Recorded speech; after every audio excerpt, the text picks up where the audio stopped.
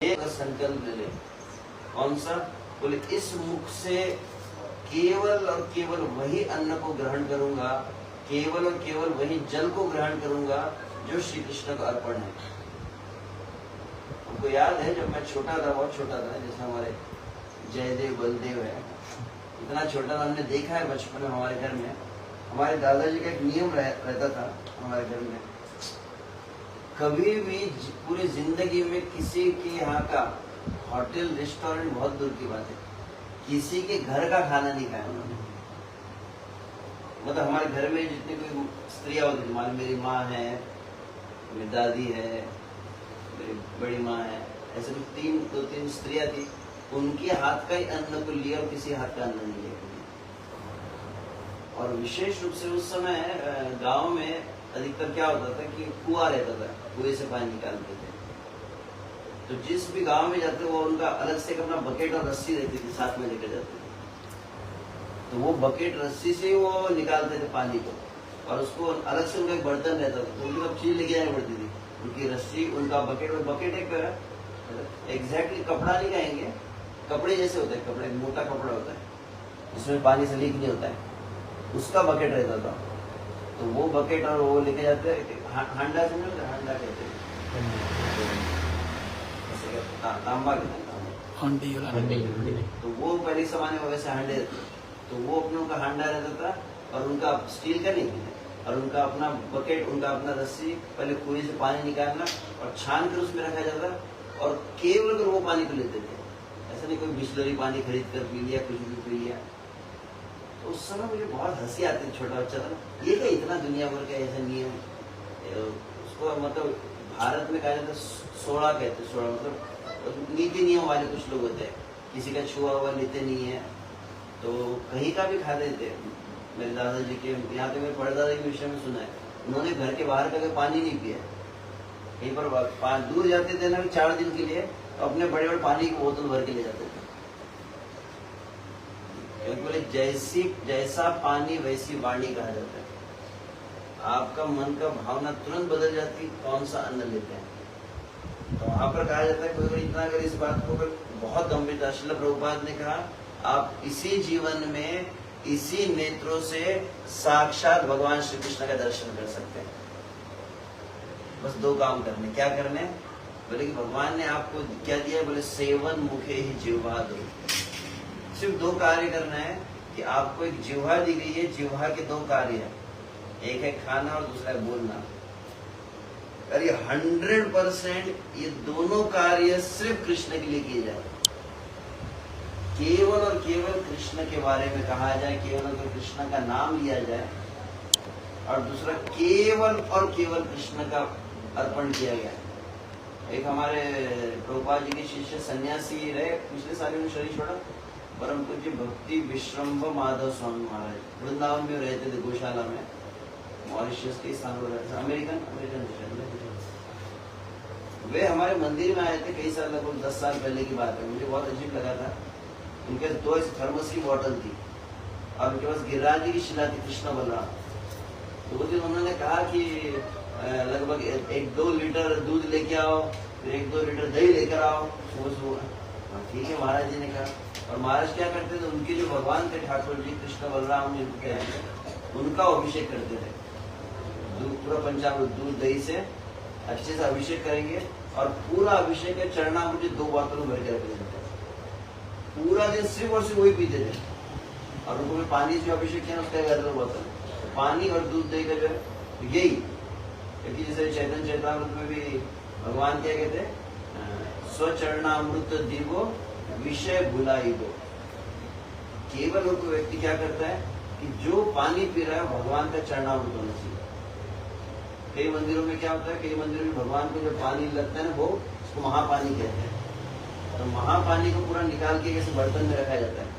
कई मंदिरों में झगड़े होते हैं, पता है, कंपटीशन होती है, लोग अपनी अपनी बोतलें लेके आते हैं और महापानी ले लेते हैं।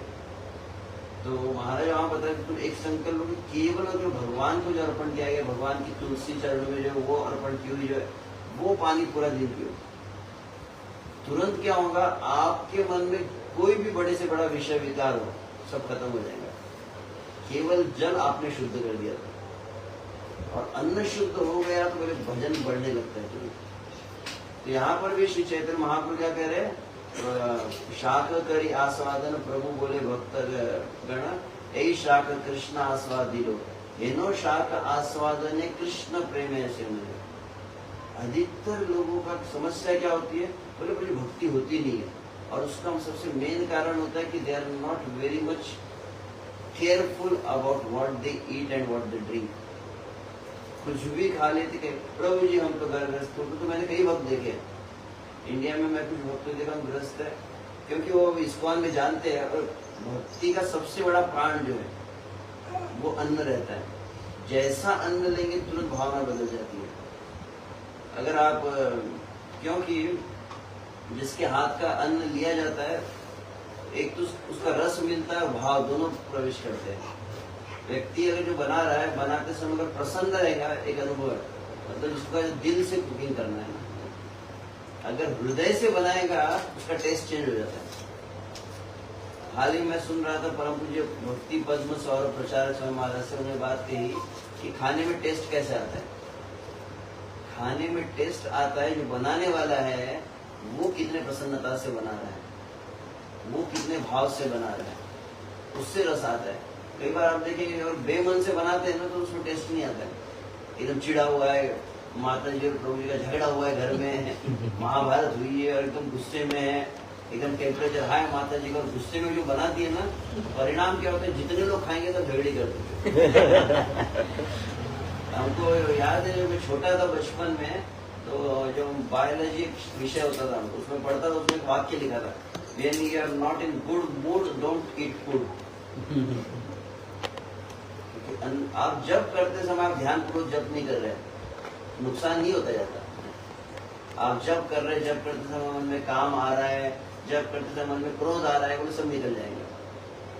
परंतु तो भगवान का जो प्रसाद बना रहे हैं, भोग बना रहे हैं, और भगवान का प्रसाद अगर ग्रहण कर रहे हो, तो हमारे शरीर में क्या होता है, रोम छिद्र होते हैं, पता है, छोटे रोम छिद्र होते हैं।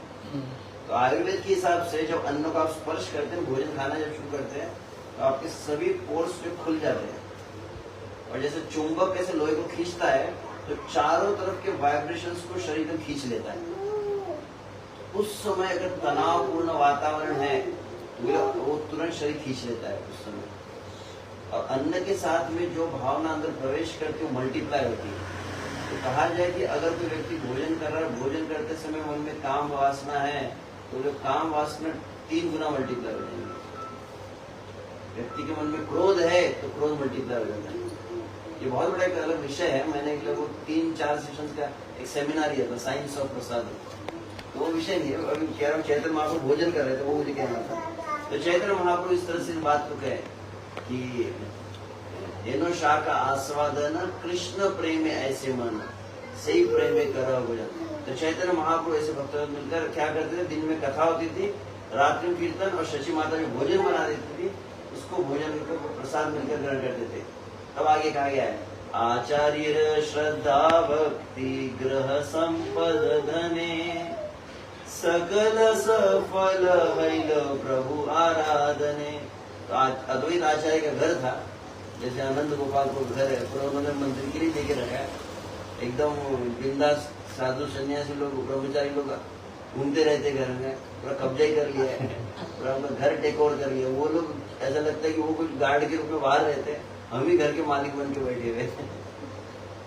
यहाँ का क्या, आचार्य ग्रह संपत्ति धन, तो कमरा भी कवर कर लिया, बेड भी ले लिया, एसी भी ले लिया, अरे भोजन भी ले लिया।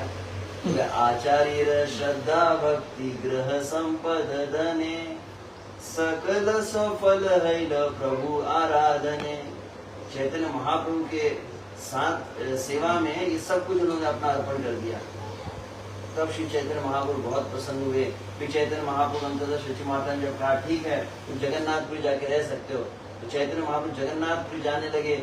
सब भक्त रोने लगे, हर रोज कथा कीर्तन चल रहा था, अब कथा कीर्तन नहीं मिलेगा।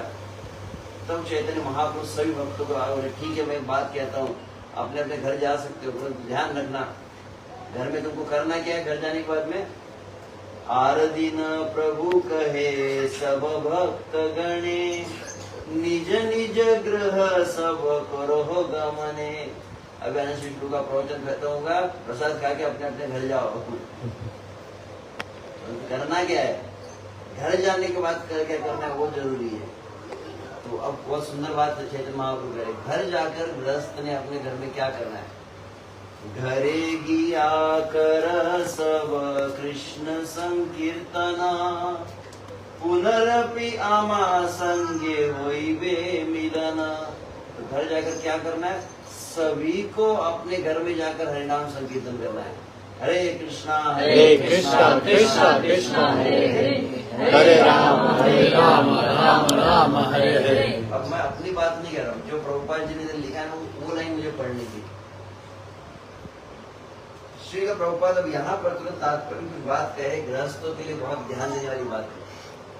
क्या कह रहे, ध्यान से सुनना। अद्वैत आचार्य ने चैतन्य महाप्रभु के भक्तों का स्वागत किया ना।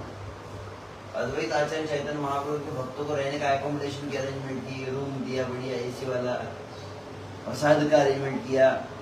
अद्वैत आचार्य ने अपना ऑलमोस्ट सब कुछ लगा दिया। और गोविंदा रेस्टोरेंट भी होगा अद्वैत आचार्य का, तो वो भी लगा दिया उन्होंने सब उनके भक्तों के लिए। तो प्रभुपाद जी लिख रहे हैं, अद्वैत आचार्य ने चैतन्य महाप्रभु उनके भक्तों का स्वागत करने और अपने घर में उत्सव मनाने में समस्त गृहस्थ भक्तों के लिए आदर्श प्रस्तुत किया। This is the ideal example. एक गृहस्थ भक्त ने क्या करना चाहिए, अपने घर में भगवान और भगवान के भक्तों को बुलाना चाहिए इस तरह से। युधिष्ठिर महाराज भी इस प्रश्न को पूछे। युधिष्ठिर महाराज का श्रीमद् भागवत के 7वें स्कंद में प्रश्न है कि जो घर गृहस्थी में रहते हैं वो कैसे घर गृहस्थी में रहने से कैसे मुक्त हो सकते हैं, भगवान को प्राप्त कर सकता है क्या। मैं एक जगह प्रवचन दे रहा था, एक माता जी मुझसे मिलने आ गई, बोले प्रभु जी आप भगवान से प्रार्थना कीजिए। मैंने कहा क्या प्रार्थना करनी है, बोले प्रभु जी प्रार्थना कीजिए अगला जन्म हमको भी ब्रह्मचारी का मिले। ये कोई प्रार्थना है?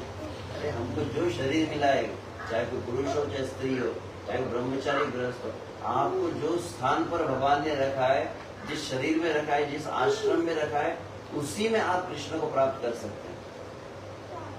भगवान ने, Krishna has given the best of the arrangement what he can offer. इस कृष्ण प्रेम प्राप्त करने के लिए कंप्लीट है वो अपने आप में। ऐसा नहीं स्त्री का शरीर कम है या गृहस्थ जो घर में रहता है वो कम है। हर कोई व्यक्ति चैतन्य महाप्रभु कृपा से श्री कृष्ण को प्राप्त कर सकता है। तो वहाँ पे युधिष्ठिर महाराज ने प्रश्न पूछा था कि गृहस्थ व्यक्ति जो है उसका क्या कर्तव्य है। और पहला श्लोक ही जो है भागवत में, यहाँ पर मुझे बैठा है श्याम कुंड ने, श्याम कुंड भी ज्यादा अपना एक प्रैक्टिकल एक्सपीरियंस बता सकते हैं। तो वहाँ पर भी युधिष्ठिर महाराज किसके मुंह से सुन रहे थे, वो भी सैफरॉन डिवोटी थे, नारद मुनि। तो नारद मुनि से प्रश्न पूछा है गृहस्थ भक्त ने क्या करना चाहिए। तब वहाँ पर नारद मुनि भी कहे, गृहेषु अवस्थितो राजन् क्रियां कुर्वन् यथोचित, वासुदेवर्पणं साक्षात् उपासितो महामुनिन्। तो वहां पर भी क्या कहे, दो बात ध्यान से सुनना है कि गृहेषु अवस्थितो राजन्, घर में रहना है, घर छोड़ने की जरूरत नहीं है, वृंदावन में प्लॉट लेने की जरूरत नहीं है, घर में रहो। तो घर में रहकर करना क्या है ये ध्यान रखना चाहिए। तो गृहेषु अवस्थितो राजन् क्रियां कुर्वन् यथोचित, अपना जो कर्म है, आपका दुकान चल रहा है, रेस्टोरेंट चल रहा है, चला सकते हैं, परंतु दो चीज जरूरी है उनसे, वासुदेव अर्पणम साक्षात, आपका जीवन कैसा होना चाहिए, कृष्ण अर्पणस्तु। जो कुछ भी घर में आता है सब कुछ कृष्ण का अर्पण होना चाहिए। जिस तरह से भक्ति ठाकुर कहते हैं, हे भगवान श्री कृष्ण, पहले मुझे क्या लगता था, ये घर मेरा है, ये मेरी पत्नी है, ये मेरे बच्चे हैं, ये मेरी गाड़ी है, ये मेरा बिजनेस है, ये मेरा पैसा है, मेरी संपत्ति है, ऐसा मुझे लगता था। परंतु अब मुझे समझ में आ गया कृष्ण क्या, मानस देव गेह जो किचु मोर अर्पिलु तुआ पदे नंद किशोर। ये श्री कृष्णा अब समझ में आया कि घर आपका है, ये पत्नी आपकी दी हुई है, बच्चे आपके हैं, ये संपत्ति आपकी है, पैसा आपका है, सब कुछ आपका है और आप मेरे हैं। सब कुछ कृष्ण का, कृष्ण मेरे, मेरा सब कुछ नहीं है, सब कुछ कृष्ण का है।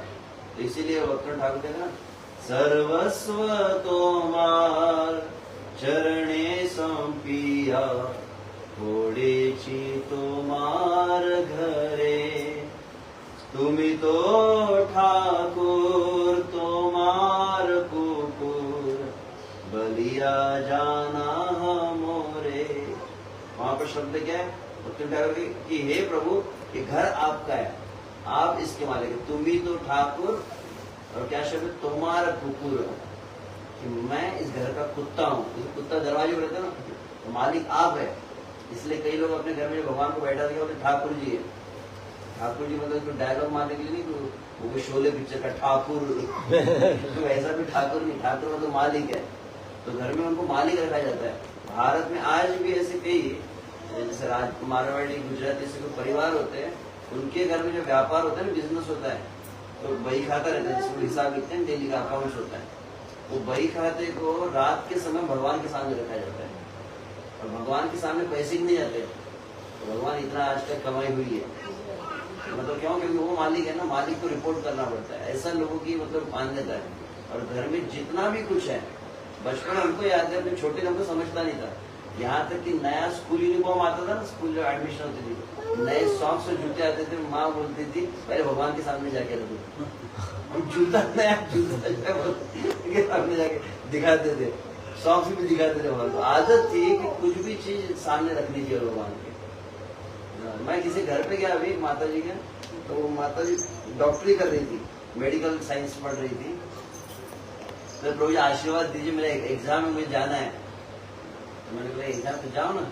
तो मतलब कि फिर आ गया होगा ना, क्या हॉल टिकट वगैरह होता है, जो एग्जाम में क्लास, जो एग्जाम नहीं जाना तो एंट्री के लिए रहता है। तो उन्होंने ठीक है, वो आ गया होगा। हाँ, तो तुरंत वो गई, उनके घर में लड्डू गोपाल थे, लड्डू गोपाल के नीचे हॉल टिकट रखा होता। हॉल टिकट नीचे क्यों रखा है?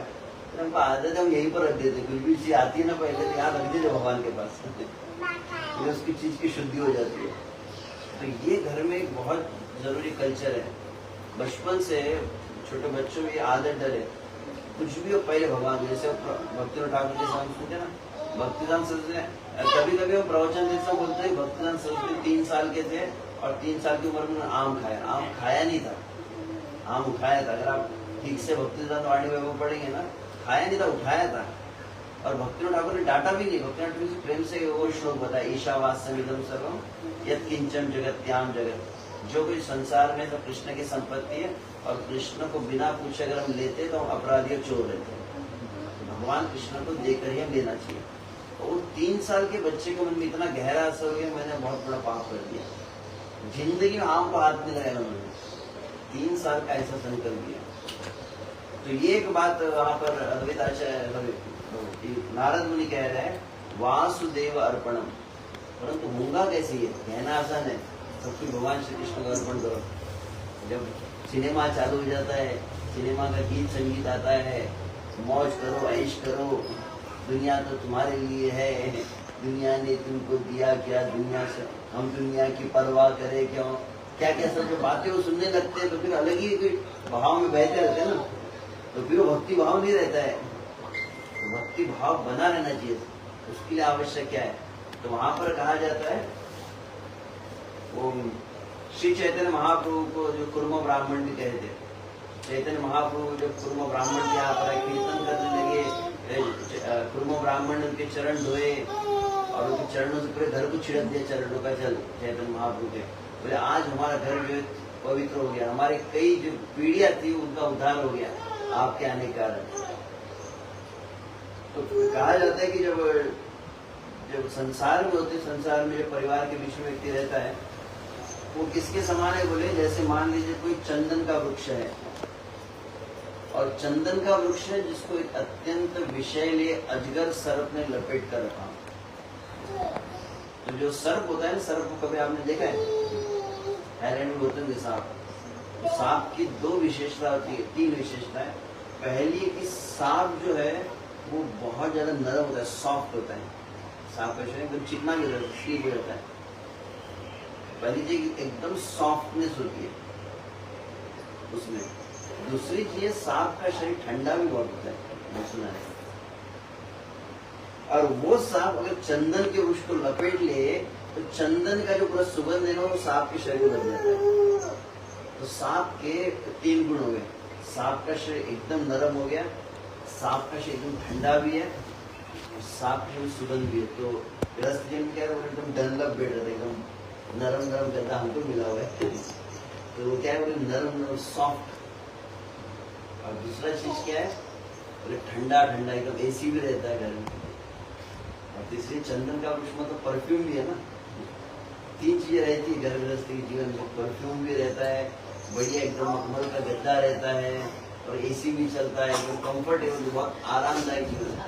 परंतु भले सांप नरम क्यों न हो, ठंडा क्यों न हो, सुगंधित क्यों न हो, आप उसको गले लगाएंगे क्या? बोले 3 चीज अच्छी, परंतु एक समय भयानक चीज कि विष है उसमें।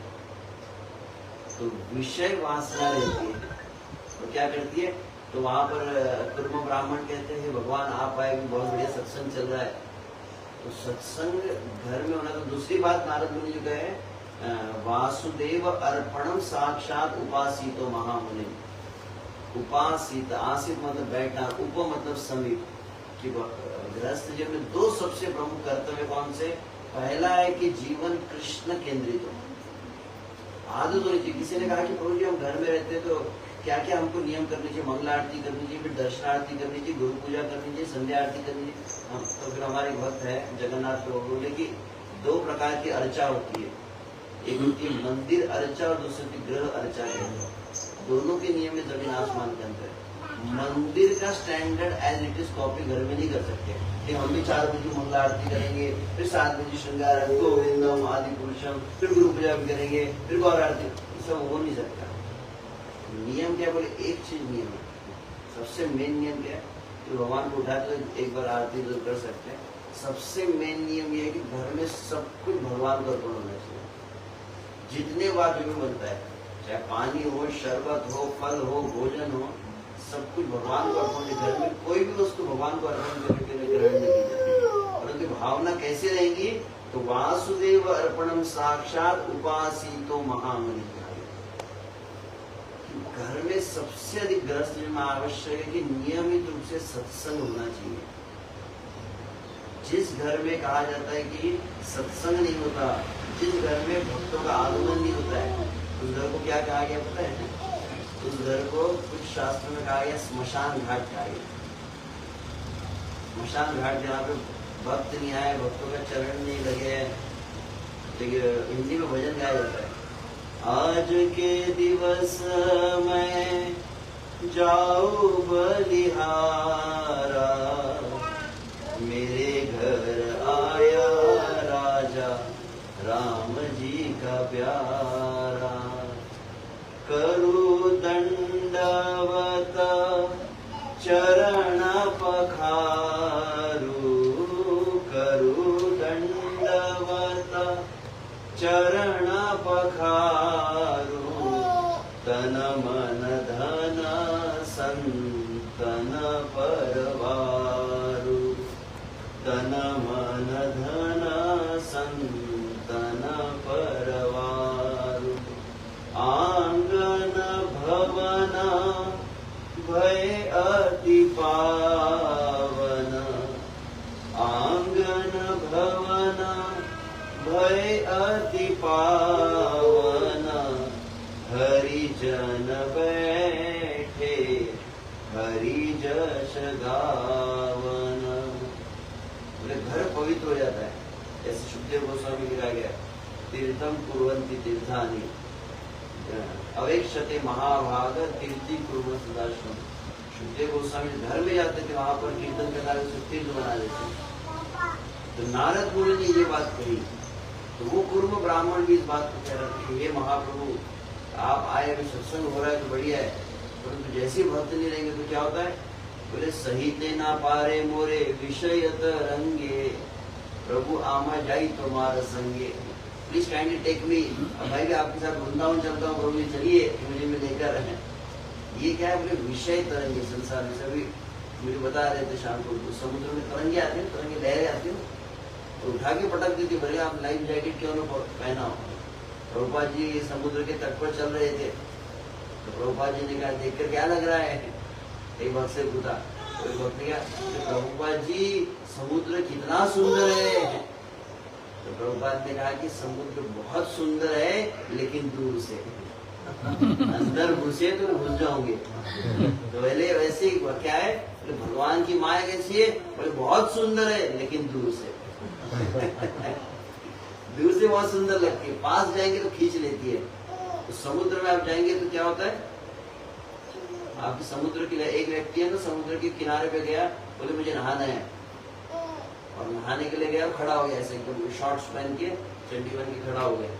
तो 5 मिनट हो गए, 10 मिनट हो गए, आधा घंटा हो गया, और घंटा खड़ा ही है। तो वहां पे सामने नंद गोपाल को खड़े थे, गोविंदा रेस्टोरेंट में जाके मुझे क्या हुआ, 1 घंटे से खड़े क्यों इधर, बोले मुझे नहाना है। नहाना तो जाओ ना अंदर। तो बोले कि मैं राह देख रहा हूँ कि समुद्र की लहरें जब रुक जाएंगी तब मैं स्नान करूंगा उसको बताएगा कि समुद्र की लहरें कभी रुकने वाली है क्या। तो पहली चीज ये बात ध्यान रखना है, जो ये भक्ति ठाकुर सिखाया है, तो समुद्र की लहरें कभी रुकती नहीं है, कंटिन्यूस आती रहती है ना, एक के बाद दूसरी। समुद्र की लहरें निरंतर आती है। दूसरी चीज, समुद्र की लहरें जब आती है, आप और खड़े रहेंगे, मान लीजिए समुद्र में पानी में जाके खड़े रहिए, अचानक क्या लगता है पता है, कि आपके पैर के नीचे से जमीन खिसक गई, और आप 1 मिनट में देखेंगे आप पानी के अंदर खड़े हो गए किसी में। समुद्र की लहरें तो अंदर खींचती है, ऐसी पानी खींचता है ना समुद्र का, आपको ज्यादा अनुभव होगा। तीसरी चीज है, समुद्र की लहरें की मार भी लोगों को बहुत जोर से पड़ती है। और ये याद है, मैं द्वारका में एक बार समुद्र में नहा रहा था, ऐसे जोर से लहर आई तो पीठ लाल हो गई थी मेरी, ऐसे मैं ऐसा पलट गया, मतलब कि वैसे लगेंगी सामने मुंह पे ले, तो पीठ तो जोर से उसका एकदम जोर से थपेड़ा आया था, तो एकदम पड़ गई, तो लाल लाल पीठ हो गई थी। 3-4 दिन तक हम द्वारका यात्रा में गए थे महाराज जी के साथ। तो समुद्र की लहरें रुकेंगी नहीं, समुद्र की लहरें खींचती है और समुद्र की लहरें मारती भी है। तो वैसे ही कहा गया कि विषय तरंगे, यहाँ पे कुर्म ब्राह्मण कह रहे, तो क्या है बोले, इस संसार में क्या है, विषयों की तरंगे रहती। विषय तरंगे मतलब निरंतर मन में इच्छाएं बनी रहती, ये चाहिए वो चाहिए, कभी आईफोन चाहिए, आईफोन आ गया तो टीवी चाहिए, फिर इसके बाद क्या गाड़ी चाहिए, प्रभु जी अपना घर हो गया, 4 दिन तक खुश रहेंगे, फिर क्या होगा, अभी घर हो गया, अभी फैमिली बढ़ रही है तो कार भी होनी चाहिए, कार होगी तो फिर और एक बिजनेस हुआ तो क्या बन गया, एक बिजनेस है दूसरा बिजनेस भी कर लिया, 2 बिजनेस सेट हो गए ना, अब 2 बिजनेस सेट हो गए, तीसरा बिजनेस को ट्राई मारने का क्या जा रहा है, देयर इज नो एंड। इच्छाएं जो है आती रहती है निरंतर, और पहली चीज इच्छाएं खत्म होंगी नहीं, दूसरी चीज लहरें अंदर खींचती है। हर इच्छा आपको संसार में बहुत अंदर खींच लेती है। आपने कहा कि मुझे एक चीज चाहिए, उसके लिए आपको इतना भी गधे की तरह काम कर रही थी, नूनम प्रमत्त कुरुते विकर्म यत इंद्रिय प्रीतयम आपनोति। ऋषभ भगवान क्या गए, इंद्रिय प्रीत, इंद्रिय को सुख देने की इच्छा है कि मुझे बढ़िया देखना है, क्या है S25 हाई क्वालिटी कैमरा है, मगर फिर भी आईफोन की टक्कर नहीं है। तो नया आईफोन का जो मॉडल आएगा उसको ले गया, तो इंद्रिय प्रीत आ गई, मतलब इंद्रिय को सुख देने की इच्छा होती है। तो क्या होता है, बोले प्रमत्त, मत्त मतलब पागल, और प्रमत्त मतलब फुल पागल हो जाता है। सुख, मन में सुख की इच्छा आती है तो बोले आदमी को तो पागल बना देती है, और क्या करता है, तो सीक्वेंस है, इंद्रिय प्रीतय हुआ तो बोले प्रमत्त, और प्रमत्त के पहले क्या दिया, कुरुते विकर्म। गारंटी है, मन में सुख की इच्छा है तो व्यक्ति पाप करेगा, करने के लिए बाध्य हो जाएगा, कुछ ना कुछ करना पड़ेगा। और सबसे बड़ा पाप है भगवान श्री कृष्ण को भूलना, भगवान श्री कृष्ण भूल के संसार में उलझना, ये अपने आप में बहुत बड़ा पाप है। तो ये संसार की जो तरंगे होती है खींचती है। और तीसरी बात मैंने कहती है, लहरों की मार भी पड़ती है। जितनी संसार में सुख की इच्छा करें, हर सुख की इच्छा आपको मारेगी बहुत जोर से। अनुभव है कि हमको लगता है कि नहीं इतना बुरा थोड़ी है, इतना मुझे दुख नहीं मिला है, तो हम अपने दुख को ना थोड़ा सांत्वना कंडोलेंस करते रहते, नहीं हम इतने दुखी थोड़ी है, तो वास्तविक हम भगवान से दूर लेके जा रहे हैं, खींच रहा है, अंदर खींचते जा रहे हैं। इसीलिए इसको भाव सागर कहा गया। तो चैतन्य महाप्रभु यहाँ पर जो कहे है, तो प्रभुपाद जी का मैं केवल तात्पर्य पढ़ रहा हूँ, काफी चैतन्य महाप्रभु इसके ऊपर जो बोले 2 बार बताऊंगा। प्रभुपाद यानी कि अद्वैत आचार्य ने चैतन्य महाप्रभु के भक्तों का स्वागत करने और अपने घर में नित्य उत्सव मनाने में सभी सामूहिक भक्तों के लिए एक आदर्श प्रस्तुत किया है। क्या आदर्श है? यदि किसी के पास समुचित साधन है, मतलब घर है और साथ में थोड़ा बहुत धन है, तो उसे चाहिए कि विश्व भर में प्रचार करने वाले जो भक्त है अनंत शेष प्रभु जैसे तो उसे चाहिए कि विश्व भर प्रचार करने वाले चैतन्य महाप्रभु के भक्तों को समय समय पर आमंत्रित करे। अपने मतलब है बहुत चालू है। यदि किसी के पास समुचित साधन और तो प्रिय प्रभु ध्यान रखिए, पॉइंट टू बी नोटेड। यदि किसी के पास समुचित साधन और धन हो तो उसे चाहिए कि विश्व भर प्रचार करने वाले चैतन्य महाप्रभु भक्तों को समय समय पर आमंत्रित करे और अपने घर में उत्सव का आयोजन करे, फिश प्रसादम बनाए, उसमें कुछ स्वीट भी बनाए तो खाने का कि प्रसाद वितरण करना चाहिए। तो घर पर उत्सव का आयोजन करे, प्रसाद वितरण करे और दिन के समय में कृष्ण कथा होनी चाहिए। और प्रभुपाद जो लिखा, अब मैं अपना वाक्य नहीं पढ़ रहा हूँ, देखिए। दिन के समय कृष्ण कथा हो तथा शाम के समय कम से कम 3 घंटे तक सामूहिक कीर्तन होना चाहिए। प्रभुपाद ने एग्जैक्ट नंबर दिया है। कम से कम कितना? प्रभु जी पहले बोलते 2 घंटा जप करो, अब नया ही आप लेके आ गए, अब 3 घंटा कीर्तन भी करो। सुबह बोल रहे थे गीता भी पढ़ो, फिर बोलते भागवत भी पढ़ो, फिर बोलते कृष्णा भी पढ़ो, फिर बोलते चैतन्य चरितामृत पढ़ो, फिर बोलते भक्ति रामायण सिंधु पढ़ो। अब नए आगे कि 3 घंटा कीर्तन भी करो।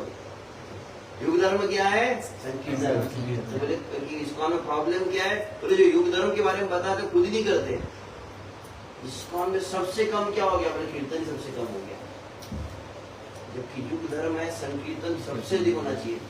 सबसे वो उसके यहाँ पर केवल इतना कहता हूँ, शाम के समय कम से कम 3 घंटे तक सामूहिक कीर्तन चलना चाहिए। यह विधि सभी कृष्ण भाव आंदोलन केंद्रों में, जगन्नाथ मंदिर में भी अपनाई जाए। इस तरह से ही नित्य संकीर्तन यज्ञ, यज्ञ संकीर्तन प्राही यजंती सुमेध। तो जहाँ तक प्रभुपाद गीता के 13वें अध्याय में श्लोक है, जहाँ पर क्या गया ये जो श्लोक है, अमानित्वम अदम्भित्वम अहिंसा शांति आर्जव आचार्य उपासना शौचम शौर्यम, 20 बातें बताई गई है ज्ञान की। उसमें से एक कौन सी बात बताई गई है? असक्ति न विश्वंग पुत्र दार ग्रहादिशु कहा गया कि व्यक्ति को, जो गृहस्थ भक्त होता है उसने क्या करना चाहिए? पत्नी से बच्चों से वैराग्य करना चाहिए। कितना विचित्र बात है।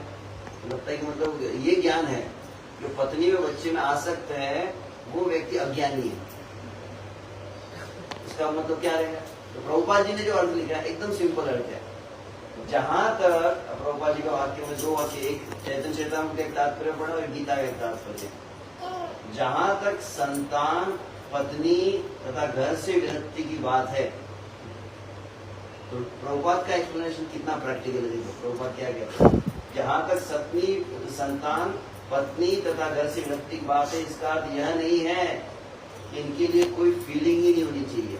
इसका अर्थ ये नहीं है कि उनके लिए कोई भावना न हो। ये सब स्नेह की प्राकृतिक वस्तु है, नेचुरल अफेक्शन बोलते हैं। लेकिन जब ये आध्यात्मिक उन्नति में अनुकूल न हो तो इसके प्रति आसक्त नहीं होना चाहिए। घर को सुखमय बनाने की सर्वोत्तम विधि कृष्ण भावना होती है। Krishna consciousness best way. घर को अगर हमको सुखमय बनाना है तो यदि कोई कृष्ण भावना से पूर्ण रहे तो अपने घर को अत्यंत सुखमय बना सकता है, क्योंकि कृष्ण भावना की विधि अत्यंत सरल है। तो कृष्ण कॉन्शियसनेस की प्रोसेस क्या है, प्रभुपाद एक्सप्लेन कर रहे हैं यहाँ पर। इसमें क्या करना है? केवल हर व्यक्ति को अपने घर में क्या करना है?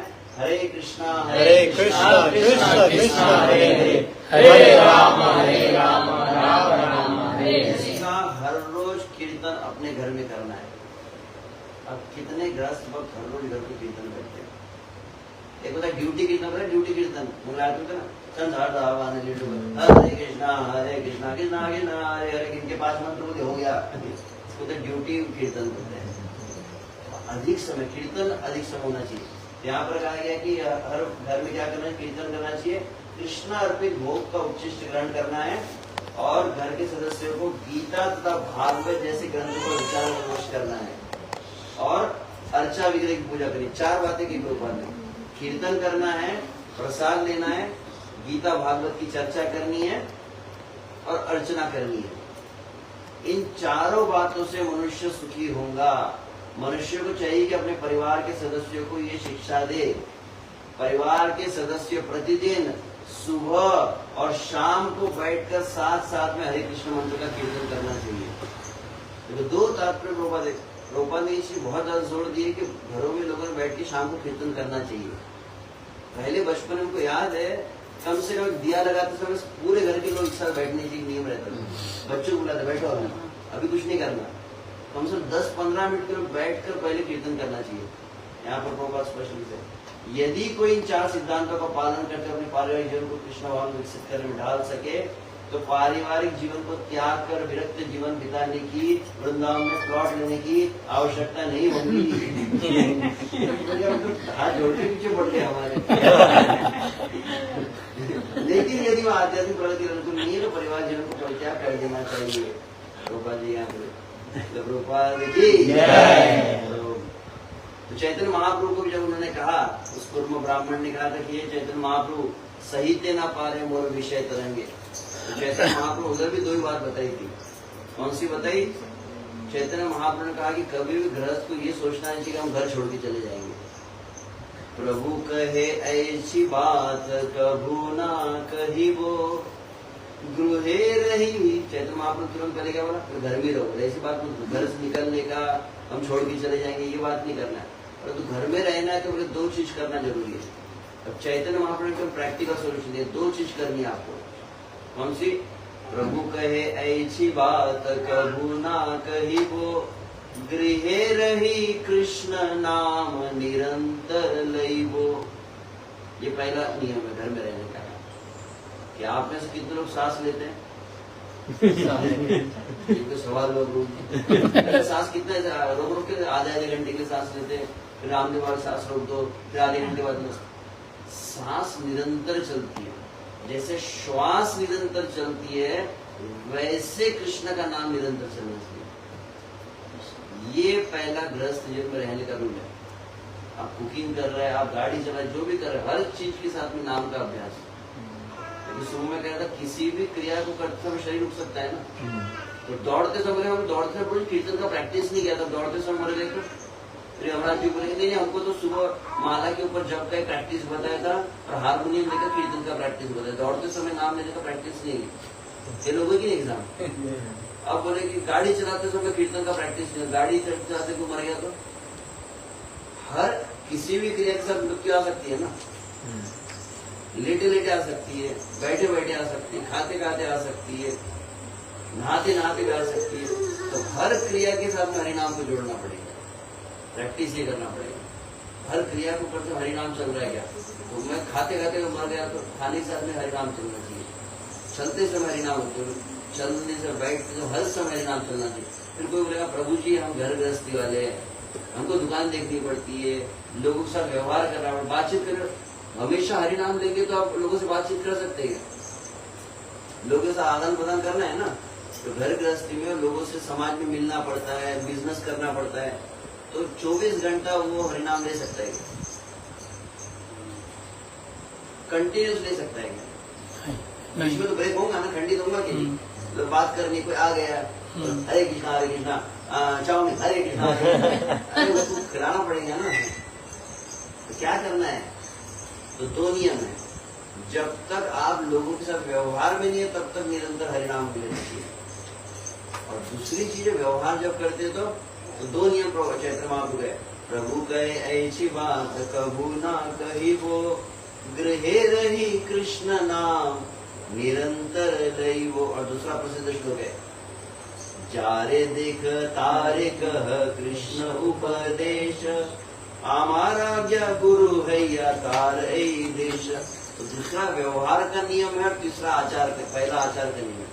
अपने आचरण में क्या है कि नाम चलना चाहिए, व्यवहार में एक नियम होना चाहिए जिसके साथ भी आप मिलते हो आपको कृष्ण के बारे में बोलना जरूर चाहिए, नहीं तो वही आपका आदान प्रदान व्यवहार जो आपको माया में फंसा देगा। कोई भी व्यक्ति मिलता है तो हम भारत में कहते हैं हाय हेलो छोड़ो हरे कृष्णा बोलो, तो कोई भी हरे कृष्णा कहो, हरि बोल कहो, इतना तो कह सकते हो। और अगर आप कृष्ण के बारे में बता सको, उसको गीता दे सको तो बात और है। हर व्यक्ति जिससे आप चाहे बिजनेस में मिलते हो, व्यवहार कोई भी व्यक्ति हो, कुछ ना कुछ भगवान के विषय में बोलना ही चाहिए, भगवान के बारे में बताना चाहिए। तो ये दो अगर कार्य करे तो चैतन्य महाप्रभु रहते कबू न बाधिवे तो मार विषय तरंग, अचिराव पावे तो मोर संग। अचिराव मतलब बिना देरी के बहुत जल्दी तुमको मेरे संगति प्राप्त होगी। दो कार्य करो। तो विशेष रूप से यहाँ पर हमारे सामने नंद गोपाल प्रभु है, श्याम कुंड प्रभु है, और हमारे द्विज प्रिय प्रभु है, दयाल चैतन्य, ऐसे महान महान भक्तों को हम दर्शन कर रहे हैं जो आदर्श है। कैसे हमको मतलब परिवार में रहते हुए कथा कीर्तन करनी चाहिए। ऐसा लग रहा है कि देखो सुबह 4:30-5 बजे से मैं प्रभु देख रहा हूँ, बिजनेस में करते हैं कि नहीं। तो चैतन्य महाप्रभु श्रीवास ठाकुर को पूछते थे ना, तुम अपना घर चलाते कैसे हो? दिन भर भजन कीर्तन ही करते रहोगे तो चलेगा घर कैसे? तो वैसे ही हमारे द्विज प्रिय प्रभु पूरा दिन ही कीर्तन नहीं कर, पूरा दिन हमारे साथ घूम रहे हैं, कथा में है, कहीं नारियल पानी पी रहे, जो भी चल रहा है, कहीं प्रोग्राम चल रहा है, पूरा दिन ऐसे ही। तो श्रीवास ठाकुर ने जब कहा तो श्रीवास ठाकुर क्या किए, चैतन्य महाप्रभु पूछा कि तुम घर गृहस्थी वाले घर कैसे चलाओगे? श्रीवास ठाकुर ने 3 ताली बजाई। चैतन्य महाप्रभु कह रहे प्रैक्टिकल बोलो, फैमिली मेंटेन कैसे करते हो तुम, घर कैसे चलेगा? फिर से श्रीवास ठाकुर ने 3 ताली बजाई। चैतन्य महाप्रभु पूछे रहे, मैं पूछ क्या रहा हूँ, तुम कर क्या रहे हो? मैं पूछ रहा हूँ तुम घर कैसे चलाते हो और तुम तालियां बजा रहे हो। फिर से उसने 3 बार तलवे, अरे मतलब क्या हुआ? तब श्रीवास ठाकुर कहते, हे प्रभु मैं आपका भजन कर रहा हूँ, सब व्यवस्था हो जाती है, कभी कम अभाव होता नहीं है। मुझे पूर्ण विश्वास है कि मैं अगर आपका सेवा में हूँ, आपके कीर्तन में, आपके कथा में हूँ, श्री कृष्ण कभी मेरे जीवन को अभाव नहीं आएंगे। और ऐसा हुआ कि मुझे घर में बिल्कुल कुछ खाने के लिए नहीं मिला तो मैं 1 दिन तक भजन करता रहूंगा। फिर भी अगर कुछ नहीं मिला तो 2 दिन भजन करूंगा। 3 दिन तक अगर मैं प्रतीक्षा करता रहूंगा, कुछ भी अगर नहीं मिला तो, और 3 दिन तक अगर कुछ नहीं मिला तो मैं क्या करूंगा, अपनी पत्नी बच्चे को लेकर मैं गंगा में प्रवेश करूंगा। चैतन्य महाप्रभु से कितना विश्वास है मेरे ऊपर, पूरे मेरे ऊपर डिपेंड है ये। तब चैतन्य महाप्रभु ने वहां पर घोषणा की, अगर इस संसार में कभी ऐसा समय आ जाए, जनवरी आएंगे नहीं तो कैसा समय आ जाए, तो कभी ऐसा समय आ गया कि लक्ष्मी अपने हाथ में भिक्षा का पात्र लेकर भीख मांग रही है। इमेजिन, लक्ष्मी धन की देवी है, पूरे संसार को धन दे रही है, ब्रह्मा इंद्र आदि देव भी उनसे धन आदि ऐश्वर्य प्राप्त करते हैं, लक्ष्मी भिखारी बन जाकर हो सकता है? चैतन्य महाप्रभु कहते अगर ऐसा कभी समय आ गया कि लक्ष्मी को भी भीख मांगनी पड़े और तो श्रीवास ठाकुर तुम्हारे घर में कभी कुछ कमी नहीं होगी। इसको कहे आदर। यहाँ पर मुझे बहुत अच्छा लग रहा था, इतने अच्छे महान ब्रह्मचारी फेल है उनके सामने। आप सभी मुझे आशीर्वाद दीजिए, आप इतने अच्छे भक्त हैं, सब प्रेम से भक्ति करते हैं, इतना सुंदर भावना है, तो बहुत प्रसन्नता हुई। और शाम को जानते थे मुझे बैठाने के पहले, तो मुझे लगा कि शॉर्ट ही था मेरे, शॉर्ट था। हरे कृष्णा हरे कृष्णा कृष्णा हरे हरे हरे।